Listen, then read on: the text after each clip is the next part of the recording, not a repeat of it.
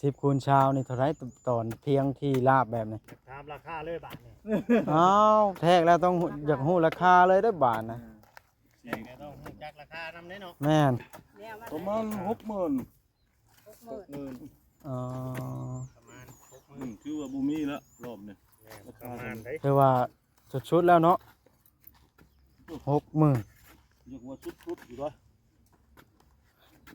อ๋อต่อคือว่าพังนำกันเนาะ จะ60,000 บาท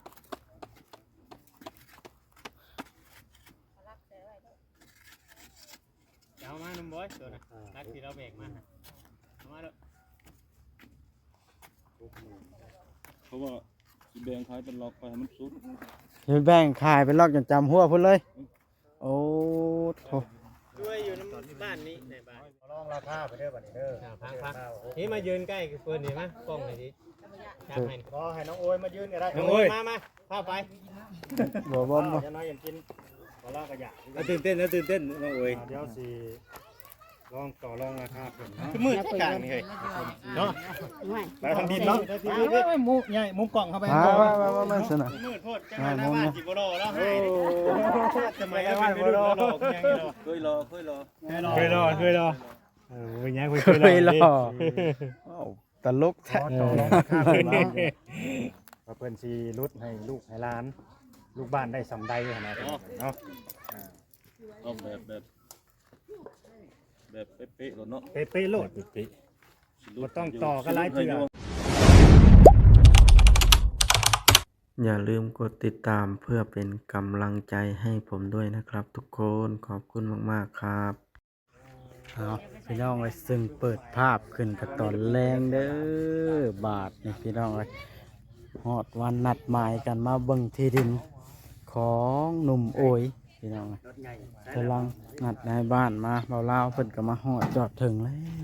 ผู้หนุ่มโอยเพิ่นกำลังมาพี่น้องไอ้ลาวเข้ามาฮอดพอดีนัดกันพอดีเอ้าทักทายสบายดีหนุ่มลาว สบายดีบ่าว เอ้า โอลิ สบายดี ได้ลูกชายมาพร้อมว่านี่ แม่น เออ มาเบิ่นได้เหมือนทั้งลูกทั้งเมียได้เหมือน ลูกชายอยู่เฮือนผู้เดียว แม่น ค่ำแล้วรับบ่ย่านบ่ ย่านพี่ช้างเฮือนก็มีประตูอยู่เนาะ อ๋อย่าน มี ว่า ประตูมีกรอนอยู่ เราก็ย่านแล้ว ย่านดอก แล้วเรียกกันจังเมื่อเนาะ เลยอยู่เดิมอยู่เดิน บ้านเดียวกัน แม่นฮะเอ้ย ใช่ห้องในบ้านมาแล้วบ่ งามดีเลยนะ ห้องนี้มา แล้วสิโดดหัวมาเลยบ่เด่น ไปลูกไปไปกับแม่อยู่ปะ หนุ่มบอยก็สิไปเบิ่งน้ำบ่สวัสดีเด้อเด็กเบิ่ง โอ้ยเนาะ เพิ่นยังแวะยอกผู้สาวอยู่หั่นอีกวัดแตะพลสิตกหำเลยนี่เนาะเออ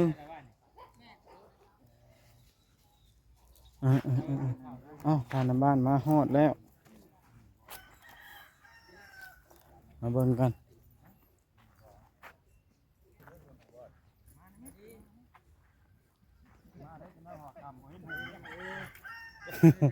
มันเกินไปบ่แม่นดิ มาออกมาบ่มีทางออกเลยบ่ ทางออกแค่บาทเกินไปบัดสิเป็นเช้าคูณเช้าบัดสิแต่แม่คูณคูณเช้า ตัวนี้ตัวนั้น ตัวไหนตัวของงัวนี่บ่ เรียกว่าตัวนี้ได้ โอ้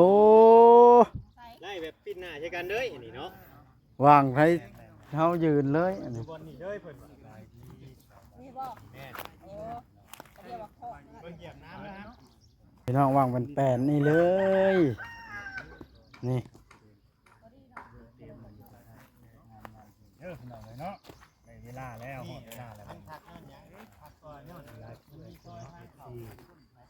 ใจจดใจจ่อมีทางยาวเลยมันบ่มีปัญหารอคอยอย่างฮู้ดินดอนตอนนี้เนาะแล้วดินบ่อที่ว่าได้สิซื้อให้อวยได้เวลาสมมาพาควรแล้ว ได้เวลาแล้วบ่ แม่น อ๋อ เวลาสมมาพาควรแล้วสิมาเผยแผ่ให้ทาง เด้อสบายดีทางสาวลูกเพิ่นได้หับผู้ อ่า บ่วัด สาวลูกได้หับผู้ โอ้จักหมดแล้ว วัดนี่เนาะ อืม ชื่อเนี่ยคนนี้ชื่อว่าชื่อคือ ชื่อยากบ่ ง่ายนะ โอ้ตายบ่ พอสมควร แม่นบ่ อันนี้ก็ดีผู้ใด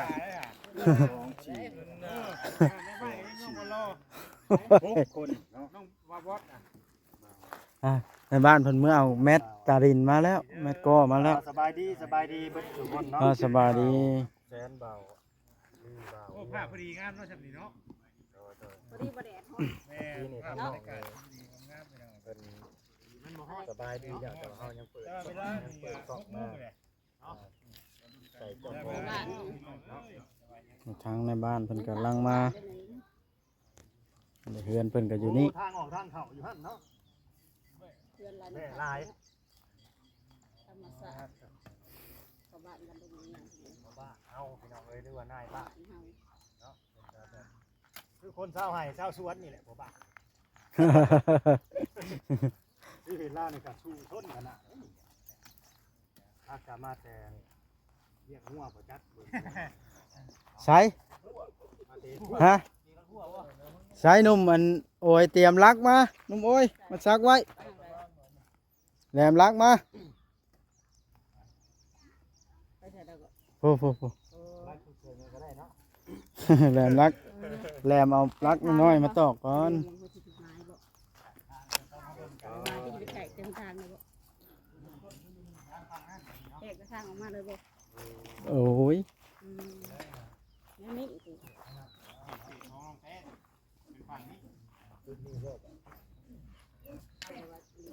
มาไม้ไปก่อน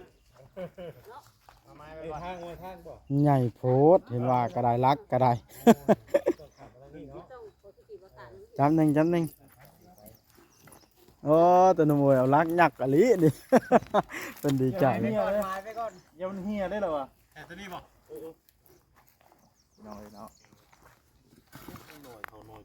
ล้มรถทิพย์ล้อ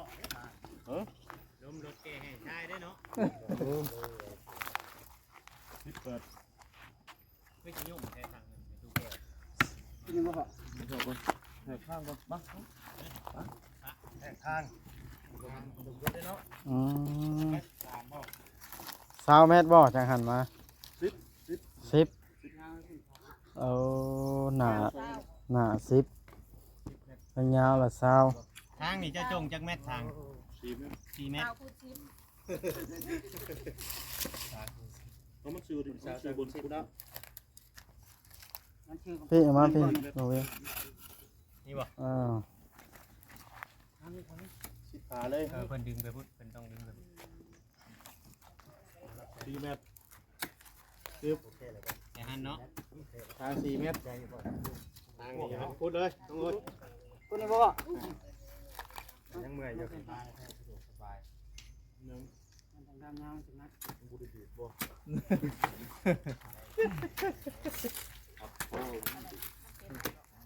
อมเมนต์บอกกันมาบ่แจงไปเบิ่งหมู่บ้านนี่เนาะเดี๋ยวบอกเลยนี่บ่ได้บอกเลยว่ะ เพิ่นอยู่ใช่น่ะ แล้วนี่ ห้องงัวหัวแจนดู เอามาดู ป้าไปก่อนน้องไว้ดูเท่ก่อนเพิ่นดึงไปก่อน เวลาจังโคตรหมายไว้เพราะมันเจอกัน มันเป็นโคกบ่ บ่ได้พังรักเลยบ่ พังเลย บอกเวลาเรื่องเลยพี่น้องเนาะ ดึงไปพูดฮอดเช้าบ่บัดนี้ไปแม่เบิ่งแม่ อืมเราแทกออกจากนี่แล้วแสดงว่าดิทางนี่เป็นดินในบ้านเพิ่นโดยเฉพาะนี่ แม่แม่แม่ เนาะโมแมนดินนุ่มโอยอีก เป็นดินนุ่มบ้านในบ้าน ดินรวบแล้ว เออ ต่างเที่ยวเที่ยวคือกันแต่ว่าเชื่อว่ามาพูดนั้นจะจำมันน่ะเรียบร้อย อืม คือขอดแท่นเช้าได้นี่ขอดไว้ตั้ง2-3เซนบ่ได้อยู่ ว่าโดก2-3 เซน ดึงไปใหม่แล้วบ่ ไก่ปานนี่บ่20 เมตรเดี๋ยวนี้ย่างจนเมื่อยอลินี่เนาะว้า มา ว แล้วเกลือแล้วเพิ่มเลยซะก็มีได้แม่น เป็นแถมได้นี่ ฮะ ใช้เอาเบิ่งแบบได้เหยหน่วยตัวเลขแท้ เบิ่งบ่เป็น ยังงง จุดแดงๆ 18นี่เด้ จุดแดงๆนั่นแหละ นี่ อ๋อ 18นี่ 19นี่20อยู่พี่ป๊อ หน่วย ด เบิ่งก็ว่า30บ่ได้30เลยบ่50เลย 10คูณ20 เออ ไก่แห้ง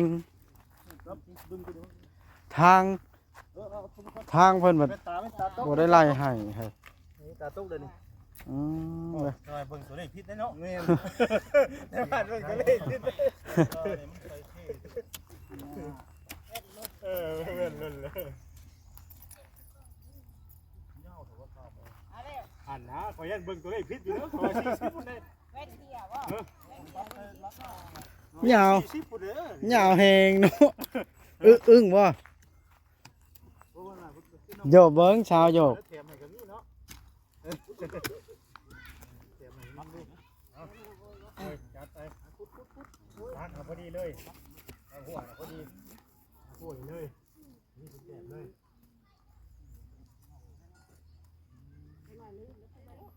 10คูณ20พี่น้องเอ้ย ไม่ไปใช้มึงแล้วบัด พี่ดึงมาพี่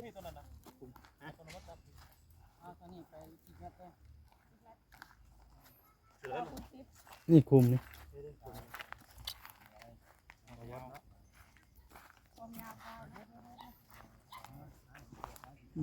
เนี่ยยาวแหงแท้เนาะ อยู่เช้าเฮ้ย ซ้ำเช้าแล้วติ 10ครึ่งนึงไก่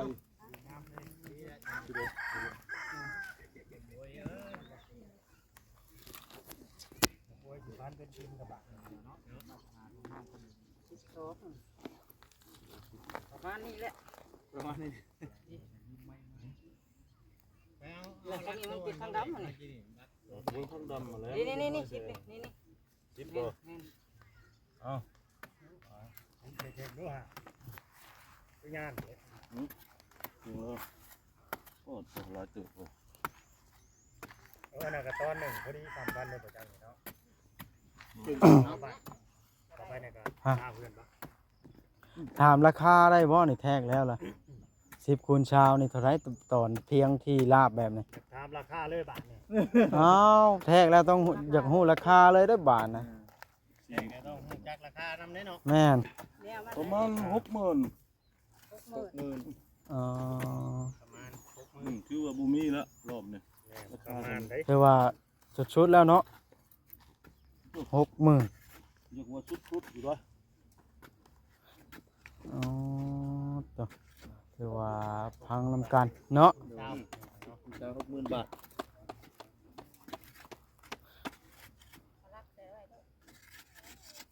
เอามาหนุ่มบอยตัวน่ะรักที่เราแบกมาเอามาเด้อ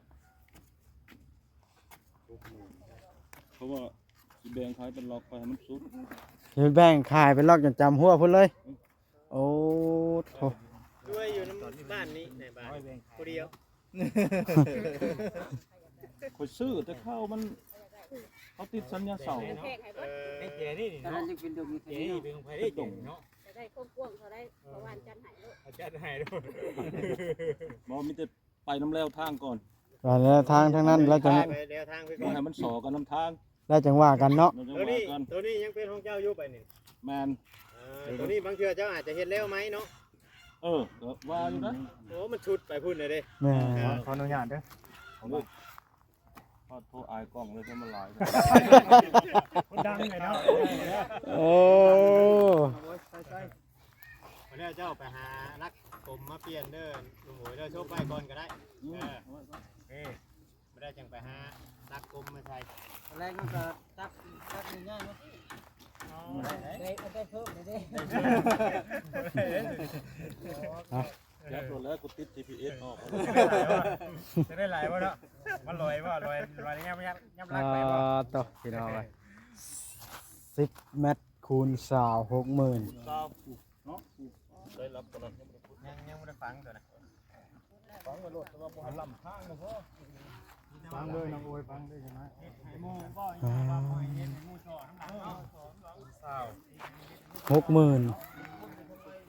60,000 60,000บ่ใช่นะ60,000 $เฮ้ย60,000 บาทนี่แล้วเบาเลขจังว่า เพิ่นอันรอพังอยู่เพิ่นว่า FC เพิ่นว่าตีดินเบาลิแพงชาวคุณชาวน่ะ70,000เพิ่นขายให้น้องแต่นะ โอ้อันนั้นบ่ แม่น FC ยังดราม่าเราว่าเราบ่สบายใจปานใด อันนั้นน่ะอะไรจะชุดแมทชุดแมท ตัวใด ถึงบอกว่า ชาวคูณชาวมนเลย เอาแต่ตัวเพิ่มไปอีกเนาะ มัน 10%เด้ ซ้ำมันช่องตอนนี้นะมันก็ตกอยู่แสนเช้ากันอันสมมุติดินเบาลิขายอันตามราคาปกติที่ในบ้านเพิ่นพาขายหั่นนะเนาะ โดยนี่60,000เนาะ แม่น บาท10คูณ20พี่น้องในราคา60,000 บาท โอ้เป็นได้ก็คิดว่าง าม ก็พอพังอยู่เนาะ โดยคักๆเลยพวง กว้างหั่นแหละก็สมควร พี่เลยเนาะ แม่ในบ้านเพิ่น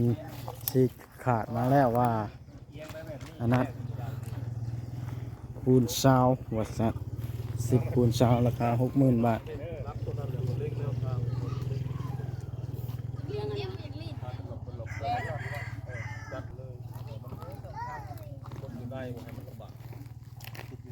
อีหยังก่อนนะคะ นะท่านใดสนใจอยากซื้อที่ดินตอนต่อไปก็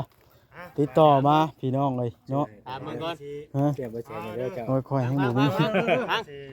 ต่อรองราคาไปเด้อบัดนี้เด้อ พังนี่มายืนใกล้กับเพื่อนนี่มั้ยกล้องหน่อยดิจับให้ ก็ให้น้องโอยมายืนก็ได้ น้องโอ้ยมาเข้าไป บ่บ่บ่ อย่าน้อยอย่างกินต่อรองกระยะ ตื่นเต้นน้องเอ๋ย เดี๋ยวสิลองต่อรองราคาเพิ่นเนาะ มืดกลางนี่เฮ้ยเนาะ ไม่ ไปทางดินเนาะมุมใหญ่มุมกล่องเข้าไป มาสนะ มืดโพดจังหวะหน้าบ้านจิโบโลแล้วให้ทำไม ไม่ แล้ว ว่า ไม่ บ่ รู้ รอ หลอกยังไงเนาะ เคยรอ เคยรอเป็นยัง เคยรออ้าวตลกแท้ ต่อรองราคาเพิ่นว่าเพิ่นสิลดให้ลูกให้หลาน ลูกบ้านได้สำใดขนาดนั้นเนาะ ต้องแบบเป๊ะๆแล้วเนาะ เป๊ะๆโลดบ่ต้องต่อกันหลายเทื่อ 5,000 เธอเดียวโหลด5,000 เป๊ะ เป็น50,000 55,000 ลด5,000หลายตัวหลาย3ล้านปลาย ลดได้15,000ลดได้5,000 เหลือ5 โดยเหลือ55,000 นี่อันกรณีแบบว่าในการเช่นเด็กกระทรวงกระชานได้ใช่ไหมบ้าง ก็สิเซ็นเองนะจะเป็น เพิ่นเช็ดเอง ในบ้านเอง ในบ้านเองเนาะ คือเมียขายเฮาก็ นี่กินในบ้านเองเนาะบัดนี้ โอ้คนนี้อยู่ในนี่เสียค่าเส้นนั่นได้เรากับเป็นในบ้าน ว่าดินพื้นยังไงอีกแบบนึงเนาะอากาศเช่นพื้นบ่ล่ะเนาะ ตัวรถให้น่ะคันสิให้ขึ้นน่ะก็เอา เอา แต่ว่าคันไอ้น้องลูกหลานต่อร ไม่ใช่ได้ค่าเช่นบ่ เลย ก็ลดได้อยู่ประมาณนั้นแหละ เอา ติดปูนเช้า คำถามเพิ่นแล้วเพิ่นว่าให้ขายถามเจ้าของเฮือนหรอกนะเจ้าของเฮือนใหญ่อันนั้นแหละเมียแล้วเจ้าของ เอาแล้วบาด เจ้าของเพื่อน เดียว ใหญ่ จะเพิ่นใหญ่ มาขายรุดให้เขา ต้องไปแจ้งนะพอใส่ ว่า เอาไปกับมือ ใส่ว่า โอ้ยกันแล้วเนาะจากกันได้ โย โดย มีเฮือนมีซ่านให้ไปส้นบ้าน ในกลาง ฮะ เขาก็บอกว่าอะไร กลางด้วยกันแล้ว คนละสีเนาะเนาะ คนบ่เคยมีเฮือนมีซ่านแต่มีเฮือนมีซ่านอยู่ เลย จะเฮาก็ดีใจนำเนาะ โดย ได้สรุปก็คือว่าก็มีลูกบ้านเพิ่มเด้เป็นหลังเฮือนก็งามเลย นี่แต่งามเนาะเพื่อนกันเนาะ อยู่ได้ โตรักปูนบางตะนางนี่มีแล้วเจ้าของแล้วตัวนี้เนาะจำเบอร์ เพื่อนหลังงามเพื่อนอื่นให้หลังพวกนี้เลยหลังกันเนาะ ใหญ่แหงเนาะ คุณยอดเลย เรือลังนะ ใหญ่ขนาดเนาะ ดอกเขาไปกลัวเขาเนี่ยชื่อว่า พอดีเผายางเลยเนาะเพื่อนหลังนั้นเผาส่วนยางเลย ร้านอันนั้นให้ยุ่งชื่ออันนั้น อายุ พี่น้องเลยสำหรับคลิปนี้ก็คือสิได้ฮู้กันแล้วเนาะพี่น้องที่ดินดอนตอนหยาก็คือได้ฮู้กันแล้วว่าราคา มันก็สิตกอยู่55,000พี่น้องสรุปแล้วเนาะ คือว่าชุด ไปอยู่บนพ่อสาว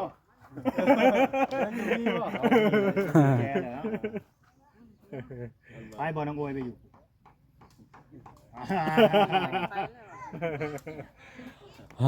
นั่นแหละประโยชน์กันเลยเนาะใจอยู่บ่ ก็ โอเคอยู่บ่ว่าเราโอเคตกลงเนาะ โอเคตามนั่นแหละ เอา ก็มีแต่บ้านนี้ก็ล่อในใดบอกล่อแบบว่าจำนวนเงินเฮาโคกมือใด เนาะเดี๋ยวสิได้ เนาะ ถาม เอาก็มาทำ เลยบัด แม่น กระทงกระซานซื้อขายกันประมาณนั้นแหละ โอ้ตอนนี้แบบว่าทางบ่เล่านี่มีงบเข้ามาเท่าไหร่แล้ว ถามเลยบ่เดือนนี้ ถามเลยในคลิปเดียวกันเลย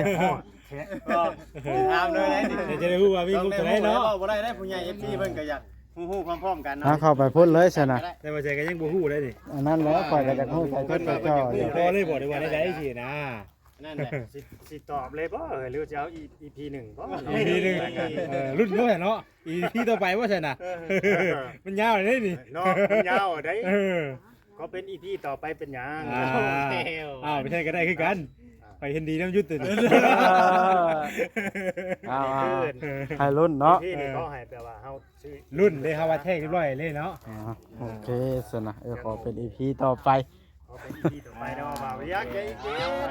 เอาจากนี้ก็ ตามนั้น ตอนนี้ก็คือ ได้อย่างไรคำตอบไหมว่า บ้านเด้อ